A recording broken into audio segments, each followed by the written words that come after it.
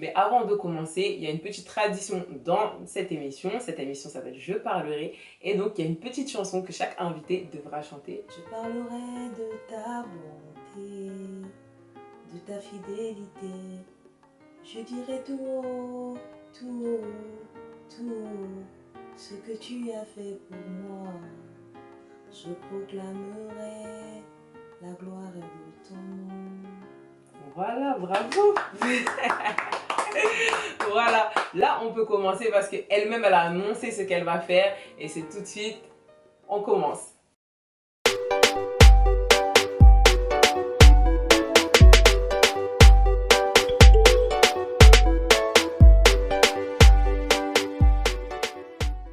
Hello la famille, j'espère que vous allez bien. Alors bienvenue dans mon nouveau concept d'émission qui s'appelle Je parlerai et aujourd'hui on reçoit Nasden pour découvrir ce que Jésus a fait dans sa vie, découvrir le témoignage de sa vie. Donc, je suis née au Congo-Brazzaville. Mes parents sont mariés et je suis la deuxième. J'étais un enfant qui avait beaucoup de caractère. Voilà, qui s'imposait, voilà, je donnais des ordres, j'étais très très autoritaire, mais j'étais une enfant quand même obéissante, on va dire ça comme ça. J'étais brillante à l'école. J'étais vraiment, comme j'ai dit, une enfant obéissante. Je dirais vers l'âge de 12 ans, j'avais commencé à avoir des pulsions sexuelles. Encore en fait, ressent des envies en fait. J'étais une fille, je disais voilà, je ne vais jamais avoir par exemple de rapport sexuel avant le mariage. Dans mon entourage, toutes mes cousines, toutes mes sœurs avaient des petits copains. Mais moi, je disais non, c'est pas maintenant. Voilà, c'était ancré en moi. Quand j'étais enfant, une fois chez nous à la maison, il y avait une personne de notre maison qui en fait avait reçu une de ses amies. Son amie devait lui remettre quelque chose, mais pas devant les gens.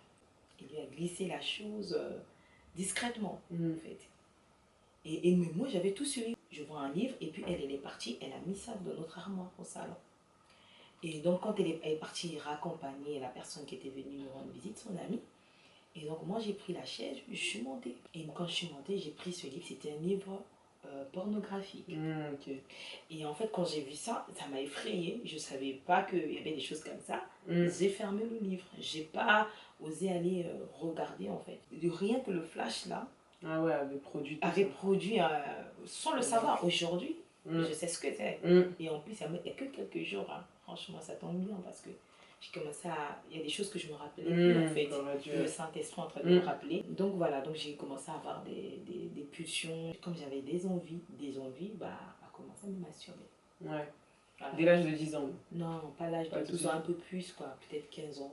J'ai lutté avec, mais vous savez, comme le diable va avoir un plan, le diable va créer toutes sortes de choses, en fait, pour que ça arrive. Mon père, c'était quelqu'un de carré. Ouais. Tu ne peux pas, en fait, en tant qu'enfant, découcher. Donc, au Congo, à Brazzaville, en fait, on avait des boîtes de nuit. On appelait ça matinale et soirée. C'est-à-dire que la boîte de nuit commence à 18h, ça peut peut-être finir à 22h, mais moi je peux partir en boîte de nuit rien que pour 1 heure. De 18h à 19h, je dois rentrer. Parce que mon père nous surveillait en fait. Je mettais que des mini-jupes, mini-robes, tout était exposé. Ça, c'est la scène était comme ça. Par contre, je travaillais bien. Je savais que je devais partir en France. Et comme mes parents m'avaient dit, voilà, une fois que tu vas avoir ton bac, on va t'envoyer là-bas. Donc je vivais pour ça. Je suis arrivée en France, oui. La liberté. Ouais, voilà, c'est tout ce que j'attendais. Voilà. À la télé, je regardais comment est-ce que les Blonds vivaient. Et je disais, moi, je veux de cette vie. Je m'habille comme ça, je fais ce que je veux, je rentre comme je veux. Tu as un copain, tu présentes à ton papa, à ta maman, aux assiettes. Il peut venir passer la nuit chez toi. C'était un peu ça, en fait, mon idéal de vie, en fait. Je suis arrivée en France le 24 octobre 2003. Tout ce que je fais réussi, en fait. Et j'ai fait des études de droit que j'ai toujours réagi parce que j'avais toujours une attirance au droit. En fait, tout a commencé à s'écrouler. Et donc, du coup, je ne progressais plus. Je commençais à avoir des insomnies, je commençais à avoir manque d'appétit. Voilà, je ne réussissais pas. Quel âge là? 19 ans. 19 ans, 20 ans, ma vie, c'était vraiment pas du tout ça, quoi. Il n'y avait rien qui n'allait. Je commençais à ne plus aimer la vie. Ah ouais, j'avais honte de ma vie. J'avais honte parce que je vivais pour les autres. Mm. Et le fait que je ne progresse plus, parce Ouais, que bah moi, on oui. me connaissait, ah, mais qu'est-ce que tu es devenu? Toi, c'est sûr, tu as eu ta licence. Bah, il n'y a rien en fait. Il n'y a rien. Je t'assure que je ne progressais pas. J'avais que des 9. Je progressais qu'en termes de 9, 10, 9, 15, 9, 20, 9, 60. Ah Pas ouais, 10 quoi. pas C'était 10, comme ouais. si il y avait une limitation. Je ne pouvais pas excéder 10. Puisque je ne progressais pas par rapport à mes études. Donc je n'étais plus en situation régulière. Je passais mes soirées à aller regarder des films pornographiques. Je voulais garder l'image d'une fille sérieuse. Et donc du coup, c'est comme ça que j'ai fini. Voilà, on finit par commencer. J'ai commencé à me masturber. J'avais déjà commencé à sortir avec les hommes, mais quand il y avait par exemple séparation, bah, moi franchement c'était, voilà, je voulais pas aller de gauche à droite sortir avec les garçons. Voilà, mais ça m'arrangeait en fait pendant ces temps d'aller, de me faire plaisir moi-même en fait. Je me disais, voilà, les hommes c'est tout le temps des problèmes, c'est machin, donc des fois t'es bien toute seule en fait. J'étais dans une relation amoureuse où il y avait commencé à avoir des violences, même pas seulement une relation amoureuse, c'était mon fiancé, on avait aménagé ensemble. En quittant là-bas, donc je me suis retrouvée dans la rue. C'est pas qu'un jour j'ai dormi dans la rue, non. Dieu s'est toujours servi des personnes qui ont pu m'accueillir à un moment donné, mais aussi via les 115. C'était des coups de poing, des gifles, à cracher sur moi, aussi des violences verbales. Tu as subi ça pendant combien de temps? Pendant combien de temps 2 ans. Et durant ces moments de souffrance où il n'y a personne, en fait, tu te dis, bon, Dieu, vraiment, tu vois ma galère, quoi. Je sais que tu existes, mais fais quelque chose, en fait. Il a mis sur ma route un monsieur qui est sénégalais, qui n'est plus là, qui a quitté notre monde, qui en fait m'a pris avec lui et puis c'est pour travailler ensemble et c'est au travers de lui que j'ai pu changer mon statut. J'étais même plus en situation régulière, mais après donc j'ai eu un statut de salarié pour aller justement faire mon changement de statut pour au niveau de du moins au niveau administratif. Donc on va aller faire des examens et arrivé là-bas en fait on a vu que j'avais une tache au poumon. Et donc c'est là où j'ai été hospitalisée le jour même. Pendant 2 semaines j'étais à l'hôpital. Voilà, donc ils m'ont dit voilà c'est une tuberculose. C'était quand même bizarre parce que j'avais le vaccin contre la tuberculose. Et puis ça faisait 7 ans déjà que j'étais en France. Je ne pouvais pas avoir une maladie pendant 7 ans. Et puis là je n'avais pas de soucis de santé. Je sors de l'hôpital. Le vendredi je rencontre mon mari le dimanche. J'étais dans mes problèmes. Mais lui il s'est dit ça c'est ma femme en fait. Donc il m'a demandé ma main, il m'a épousée. Ça s'est fait vite? Ça s'est fait très vite. Ça s'est fait très vite, en moins d'1 an en tout cas. Ah ouais? Ouais, en moins d'1 an. Au moins d'1 an, j'étais bien mariée. En fait, toute ma vie a changé en fait. Les pulsions en fait étaient là. Où tu regardais que le soir, tardivement. Et maintenant, c'était même la journée. Tu as un code, tu viens quand tu veux pour aller regarder en fait. C'était même pas que j'avais un problème, non, pas du tout c'est une addiction, c'était vraiment une addiction. Donc c'était mon petit secret. Je ne voulais pas le faire. À chaque fois que je le faisais, je me sentais souillée. Je me disais, mais je suis une femme mariée, je suis comblée. Mais qu'est-ce qui peut faire que... Il faudra que je trouve un moment de le faire. Je vais avoir 9 ans, j'ai vraiment fait la rencontre avec Jésus. Il y avait un monsieur dans notre quartier qui s'appelait Jean, qui avait vraiment ouvert sa maison pour recevoir les jeunes du quartier. Donc on partait là-bas pour louer Dieu, pour passer du temps dans la parole de Dieu. Mais il y avait eu un déclic au cours du film de Jésus. Je ne connaissais pas Jésus, mais ce jour-là, quand on a regardé ce film, je me suis dit, il est mort pour moi, il a souffert pour moi. Et donc on suivait nos parents dans une communauté et qui n'a rien à voir avec Jésus. Ce jour-là, c'était une nuit, vraiment Jésus m'a visité. J'ai vraiment vu Jésus, je n'oublierai jamais. Je savais que je dormais, je me suis réveillée. Il a mis la main sur moi comme ça et il a proclamé, il a dit des choses que je vois aujourd'hui. Voilà, sur la route, je ne parlais pas. Arrivé au lieu du séminaire, l'officier a dit j'entends la voix d'une petite fille, il demande à ce qu'on me remette le micro. Et je leur ai raconté. On a commencé à m'appeler la première fille de lumière, un truc comme ça. Le 7 août 2010. Je ne peux pas oublier parce que c'est le jour où tout change en fait. Moi tous les jours je vais sur YouTube pour aller mettre la musique en fait, la musique du monde. Je passe un temps à bercer mon bébé comme ça. Mon mari en fait voulait quelquefois aller à l'église.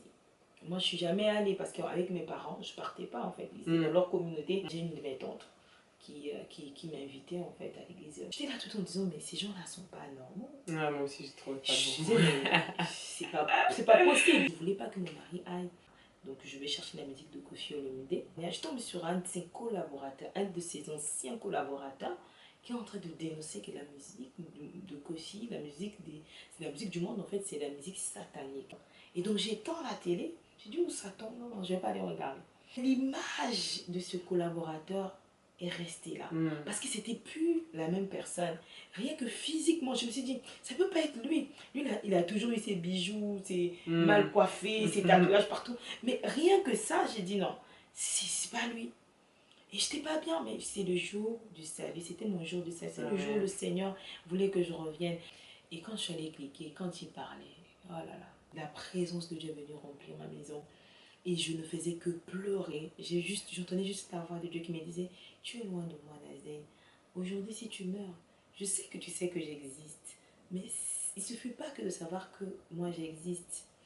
Tu es loin de moi. Dans cette musique-là, je ne suis pas dedans. C'est vraiment une adoration au diable.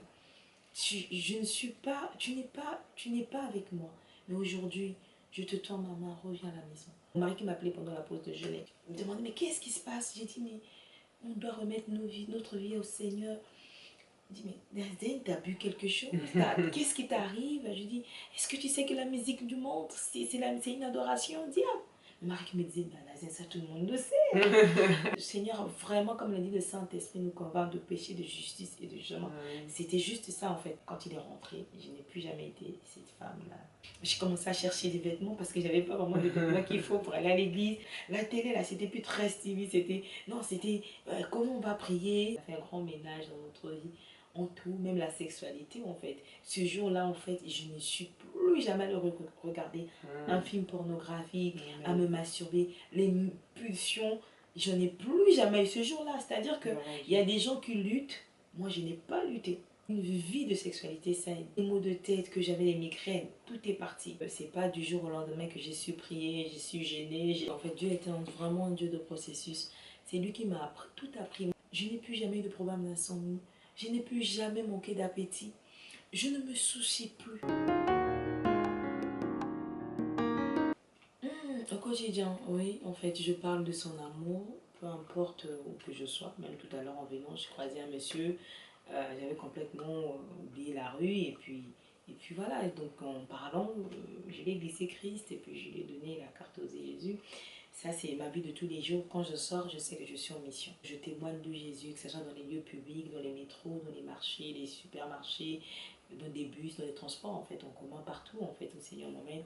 En tout cas, j'y vais, j'annonce la bonne nouvelle de l'évangile sur Facebook. Je fais des lives, et puis dans l'église aussi, je sers.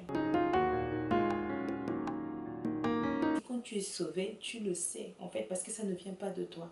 C'est le Saint-Esprit, c'est Dieu qui te convainc que tu es sauvé, en fait. Tu dois inviter Jésus dans ta vie. Souvent, les gens savent que Dieu existe. Savoir Dieu n'existe n'est pas tout. Moi, je savais que Dieu existait. Mais si Dieu m'avait pris avant, je devais aller loin de Dieu en enfer. Ça, c'est clair. Tu dois le confesser de ta bouche. Et c'est comme ça que Jésus viendra dans ta vie. Et tu ne seras plus la même personne. En tout cas, tu peux répéter juste cette prière en disant, Seigneur Jésus, aujourd'hui j'ai entendu parler de toi. J'ai été touchée par ce témoignage et je prends la décision de t'inviter à venir prendre le contrôle de ma vie. Je t'accepte comme mon Seigneur, comme mon Sauveur personnel. Merci d'avoir pardonné tous mes péchés à la croix. Fais de moi une nouvelle personne. Au nom de Jésus. Amen. Bienvenue dans la famille de Dieu. En tout cas, si tu as fait cette prière, n'hésite pas à venir mettre en commentaire ou à nous contacter. Je vais mettre tous mes contacts et les contacts de Nazden dans la description. N'hésite pas à venir parce qu'au début, on est un peu perdu, on ne sait pas trop ce que ça veut dire. Donc, n'hésite pas à nous contacter. Si tu habites en Ile-de-France, bah, tu viendras avec nous à l'église sans problème. On est dans la même église, on est toutes les deux à Impact Centre Chrétien. Si tu vis ailleurs, on te trouvera une bonne église ou peut-être qu'il y a un Impact Centre Chrétien pas très loin de chez toi. Mais en tout cas, ne reste pas seul, ne reste pas là avec tes émotions parce que ce n'est pas des émotions. Si tu as ressenti quelque chose, c'est le Saint-Esprit qui t'a touché. Amen. Et sûrement le Saint-Esprit qui est venu en toi. Donc, tu as besoin qu'on t'explique certaines choses, tu as besoin qu'on prie pour toi, etc. Donc, n'hésite pas, tu viens, tu nous contactes, soit sur nos réseaux sociaux, soit tu laisses un commentaire commentaires et je te contacterai. En tout cas, le Seigneur vous aime, Jésus vous aime. Mon seul objectif, c'est que vous puissiez rencontrer celui qui a changé ma vie, celui qui a changé la vie de Nazden et qui change vos vies à partir d'aujourd'hui dans le nom de Jésus. Voilà, en tout cas, c'est la fin de cette émission. Merci beaucoup, Nazden. Merci beaucoup, Précie. Donc voilà, on se retrouve très bientôt par la grâce de Dieu dans une prochaine émission ou dans une autre de mes vidéos. N'hésitez pas à aller follow Nazden sur les réseaux sociaux. Elle aussi, elle fait des vidéos totalement différentes de moi, mais elle fait aussi des vidéos. Chacune sert Dieu à sa manière. Donc voilà, vous serez aussi exhortés, édifiés. Et voilà, donc je vous fais de gros bisous. On se dit à très bientôt. Et je parlerai de ta bonté, de ta fidélité. Je dirai tout haut, tout haut, tout haut ce que tu as fait pour moi. Je proclamerai la gloire de ton nom. À bientôt.